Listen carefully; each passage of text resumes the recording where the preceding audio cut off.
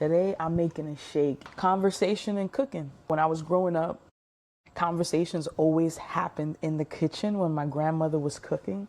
And I remember my aunts and everybody would be in the kitchen. There were conversations that I wasn't privy to. And then there were conversations that I remember more about, like health and the woman's body.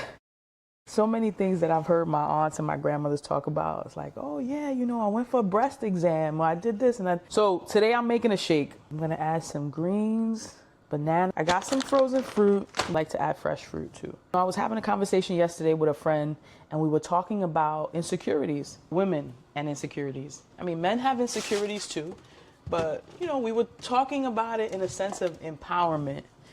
And how we were joking, and we said we should start a club called the Insecure Women's Club. I truly believe that at some point in every woman's lives, we've experienced some form of insecurity.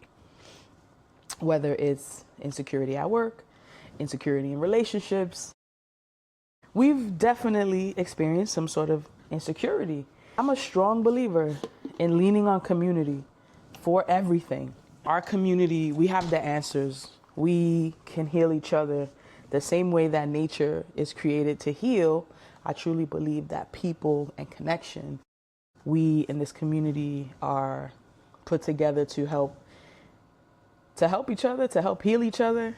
But we haven't figured it all out yet. This is called the Clarissa Bronx Peanut Punch. The best way to tackle insecurity is by working on yourself. I learned this through experience, and I also learned this in therapy. A lot of the times we make up our own stories and we believe them. When people are in relationships, they blame the other partner. Oh, you make me feel this way, or you make me insecure, or you make me... Granted, there's part of that that's like, everyone plays a part in making sure that that we validate each other's feelings. But then there's the toxic and unhealthy insecurity. And that's the part where we have to recognize and say to ourselves, what can I do to make this situation better? Insecurity is a lack of something within yourself that you think you're lacking, and it comes out as insecurity, jealousy. You're now blaming your partner, or you're assuming your partner is doing X, Y, Z, and the insecurity lives within. I mean, I'm gonna start wearing an apron when I'm in the kitchen. So if y'all have some cool aprons, let me know. Marieli took me on a date night to Taste Bud Kitchen, and we made, I forgot what we were making. We made food, we made a meal, and it was cool. And we took a cooking class, and it was awesome. And I got this apron, and I'm just now starting to use it. Insecurity is one of those things that when you start to work on yourself, you're like, oh wait, I'm working out, I'm eating right, I'm feeling good. You start to feel good about yourself.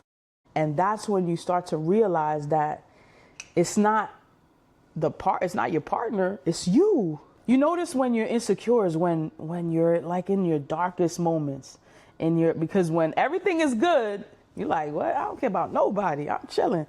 But when things are like rough in your life, you start to question everything about yourself. Am I good enough? Do I look good? All of those things are within your control. Get out there, start fueling your body, start nurturing your body, start taking care of your body, start taking care of your health.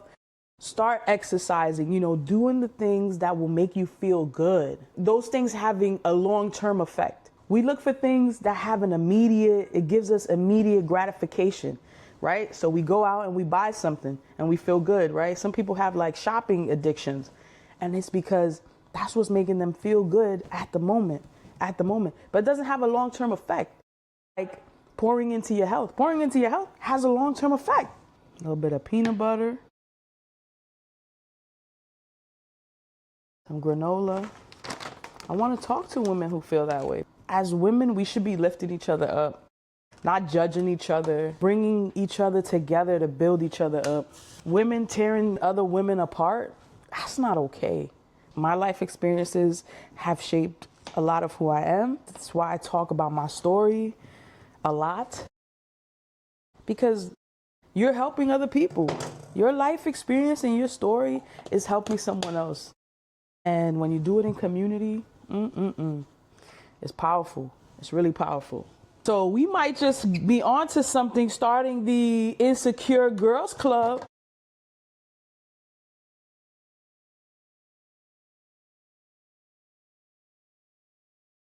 Might just be creating this women empowerment group in the community and just talk about how do we get past these things? How do we support each other based off of our life experiences? I can't find the top for this. Booyah! Found the top. And now the moment of truth.